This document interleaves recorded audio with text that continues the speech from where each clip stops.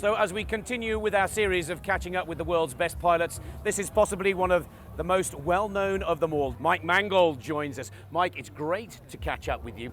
First of all, let's talk a little bit about some of the fond memories for you. 2 World Championship titles, 2005, 2007. Possibly not the best 2009 season, but you're still heralded as one of the greats. Absolutely, I'm thrilled that we're still in 4th place in the overall championship series here. This year has been great for us because we're just waiting for everyone else to make mistakes. So we're going to come right in there, scoop up the opportunity, and just keep moving up the ladder. Now, what I wanted to chat to you a little bit about as well is you possibly know Paul Bonhomme and Hannes Ark better than anybody. How would you describe the difference in the Paul Bonhomme style to Hannes Ark's style? Well, it's very obvious. Paul is probably the smoothest pilot out there. Paul is conserving aileron input. He's just trying to just minimize any type of flight control and just fly smooth. Hannes is a little more aggressive, maybe more like my style, if you will. But Hannes is pretty smart too. He's always looking for the right line, maybe from the skiing background to get through the course. Who's got the best package? Who do you think, if you had to swap places with Ark or Bonham, who would you swap places with for coming into this last race? Like I say again, when I look at the overall package, Hannes Ark has done so much. And again, it's away from the track. It's not the pilot skill or anything. It's just the overall, the team, the support, the maintenance, everything, and the resources. And Hannes has got a bigger package, if you will.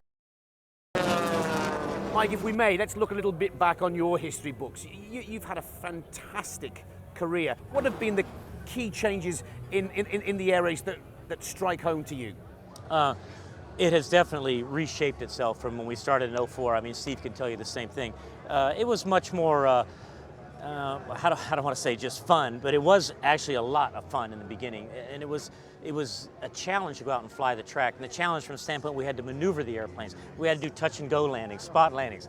We had to do vertical maneuvers with rolls. And we were also graded on the proper or the precision of our flying. We've gone from that precision flying to just flat out speed. We're more of a motorsport, which is maybe what the public likes to see and understands. Mike, the future of the Red Bull Air Race, where do you see us in 2, 3, maybe even 5 years' time? I think they need to hit some new venues. In other words, I like coming back to Porto and in Budapest and these places, but it needs to spread to other parts of the globe. So that's where I hope it goes, maybe to the Middle East, China, places like that. And of course, one final $1 million question, which everybody wants us to ask. We've got to ask. Who's your money with for the 2009 World Championship title? This one down here, it's looking really good for Bonham. That's where I'll leave it. It's looking really good for Bonham. Mike, thank you very much for your time. Double world champion has tipped Britain to finally find our very first world champion. Let's hope Mr. Mangold and Mr. Jones and Mr. Fellows are right here. We've all got our fingers crossed for Paul Bonhomme in Barcelona.